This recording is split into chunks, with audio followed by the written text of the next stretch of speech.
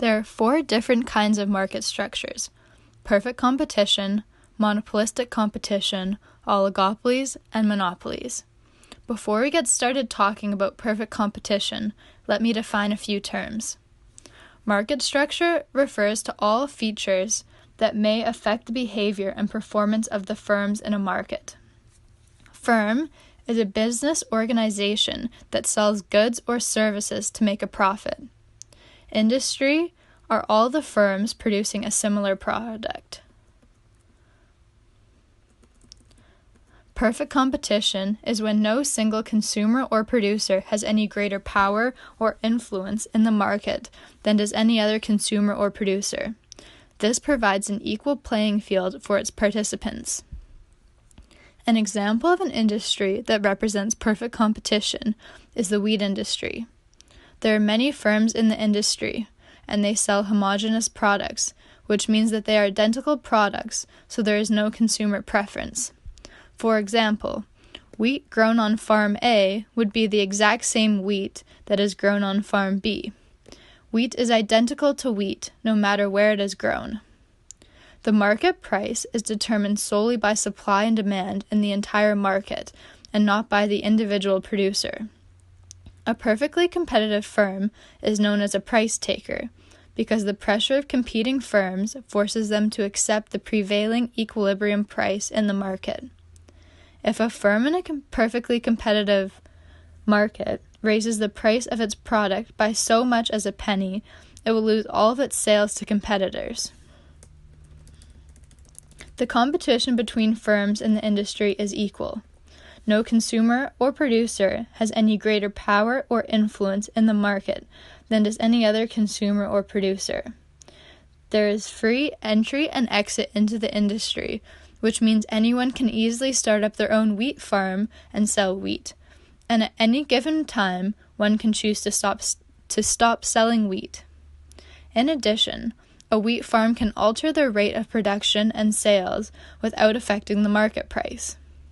In the short run, a farmer should not produce wheat if the total variable cost exceeds revenue, because then he would lose money, and nobody wants to do that. If it is worthwhile for the farmer to produce wheat, the firm should produce at the output at which marginal revenue equals marginal cost. Before I move forward, it is important that I define a few terms for you to understand the information. Marginal revenue is the extra revenue derived from the sale of one more unit, labeled on the graph as MR. Average total cost is the average fixed cost plus the average variable cost, which is labeled on the graph as ATC. Marginal cost is the increase in total cost that results from producing one more unit of output, labeled on the graph as MC. Demand is the quantities that consumers are willing and able to buy per period of time at various prices, labeled on the graph as D. Here is a graph that shows what a profit looks like in a perfect competition market structure. Since we want to produce at the point in which MR equals MC, looking at the graph, MR equals MC at Q1 units and at a price of $15. Looking at the graph, the company covers the average total cost for producing Q1 units when they sell the product for $10. Since the company would not be covering the average total cost at $10, but is selling the product for $15, because that is what the demand curve shows that the consumers are willing and able to purchase, the company is making a profit. Here is a graph that shows what a loss looks like in a perfect competition market structure. Since we want to produce at the point at which MR equals MC, looking at the graph, MR equals MC at Q1 units and at a price of $10.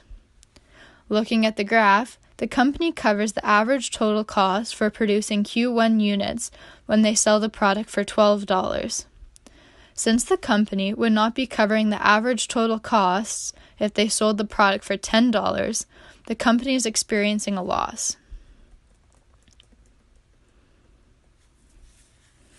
Here is a graph that shows what breaking even looks like in a perfect competition market structure. Since we want to produce at the point in which MR equals MC, looking at the graph, MR equals MC at Q1 units and at a price of $10. Looking at the graph, the company covers the average total cost for producing Q1 units when they sell the product for $10. Since the company would be covering the average total cost at $10 and selling the product for $10, the company would be breaking even, which means the company is not making any money but is not losing any money.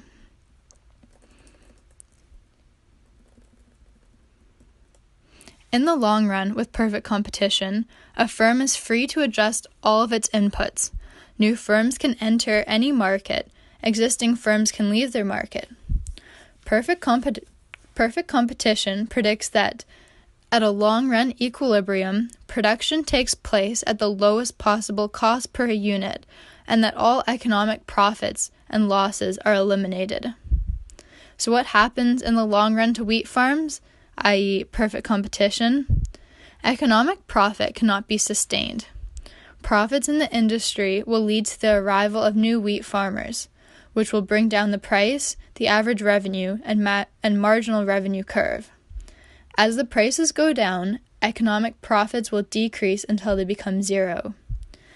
Then, if profits are at zero or a loss, wheat farmers may exit the industry, which will lead to the prices going up.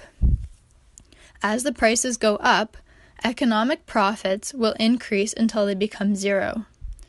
In the long run, perfect competition firms will make zero economic profit.